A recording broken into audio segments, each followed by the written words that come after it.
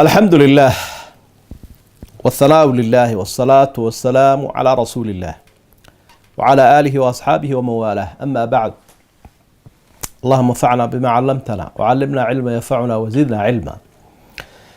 وسؤالهني جوابه oo kooban Axmed Cali baa soo qoro deegaanka Soomaalida Itoobiya ka soo qoray.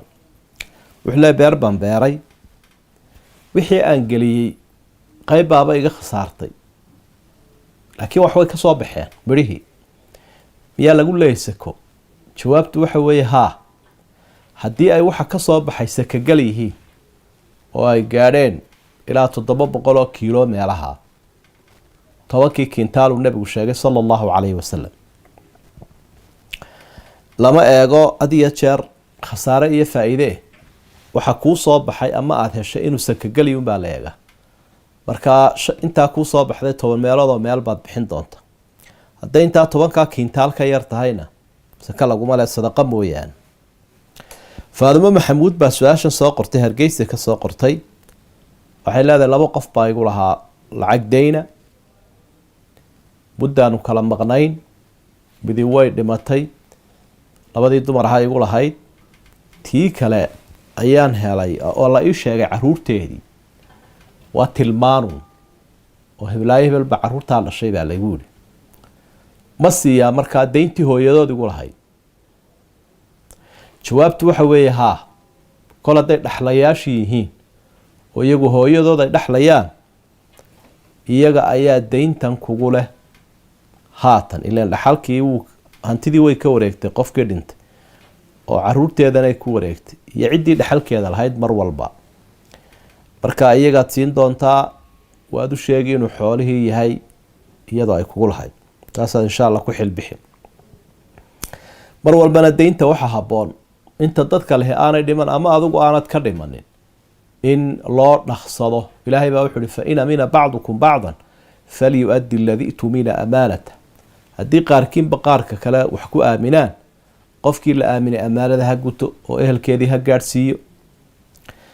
cabdilaahi su-aashiisu, maxamed cabdilaahi waxa weeye baran buu ka soo qoro. wuxuu leeyahay hadduu qofku qof ileeyo oo uu cawriyo, ishii ku dhufto, ma lagu leeyahay mag? ama dembiba ma lagu leeyahay oo ma dembaabay?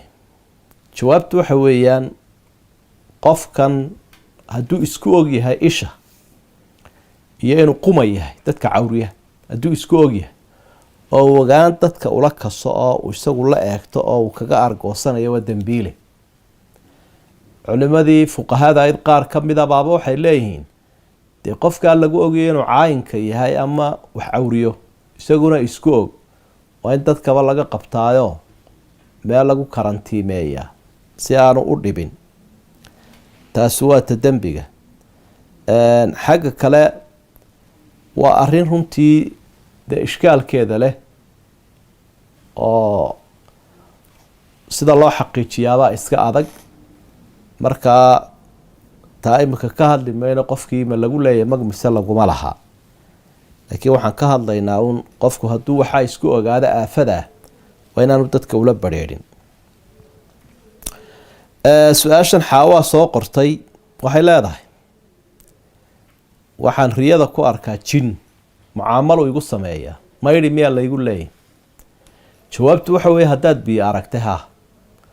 rasuulka sala allahu calayhi wasalam ruux dumara ayaa su-aal weydiisa, waxay ku tidhi hal cala almar'ati min quslin ida ixtalamat. nebigu wuxuu nacam idaa ra'at ilmaa.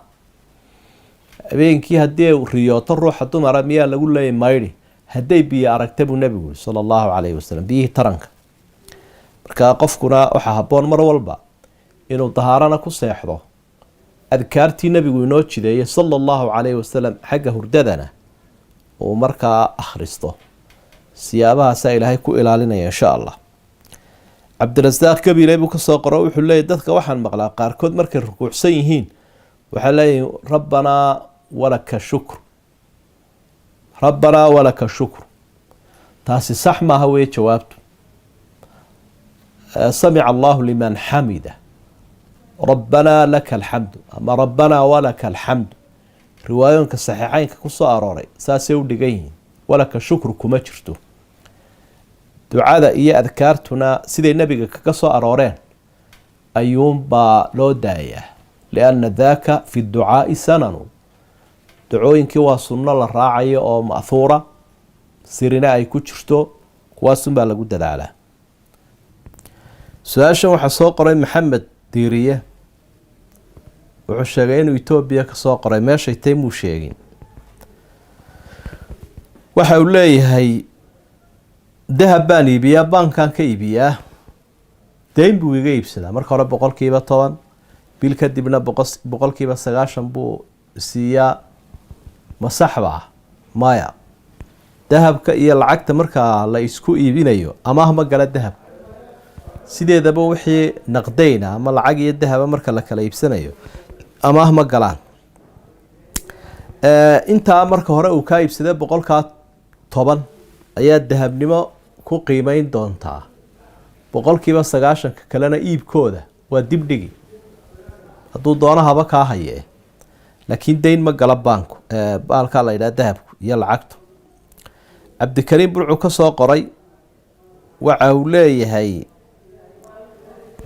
waxa aan iibiyaa waxaan la yidhaha internetka, shirkadan 50 senti ka soo siista, ana 60 baan sii siiyaa. ma wax ribo ah baa ku jira? maya, waxba kuma jiraan. inama albaycu can taraadi. kol haddii si raali noqoshaad shirkadda kaga soo iibsato aanad ka xadayn, adigoo intaa yeeshay badhanada intaa la eg aad dadkana ka siibinaysaad macaash saarayso, wax dhibi ma jiro. waxbaa soo kala iibsateen, ciddii horead ka soo qaadatay, cidda dambena waxbaad ka sii iibinaysaa, faa-iidaad saaraysaa. beecuba waa intaa. beecu waxa weeye qofka bagaashii iyo badeecadii alaab soo iibsado raasamaalkiisii wax ka badan kusii iibiya. wa axalla allahu lbayca waxarama ariba. ilaahay baa wuxuu leeyahy beeca ilaahay wuu xalaaleeyey, beeca aan ribada lahayn. ninka la yidhaahdo khadar hargeysu ka soo qoro, waxa uu leeyahay sakada ma lagu bixin karaa neefka lab? jawaabtu waxa weeyaan xaaladaha qaarkood haa.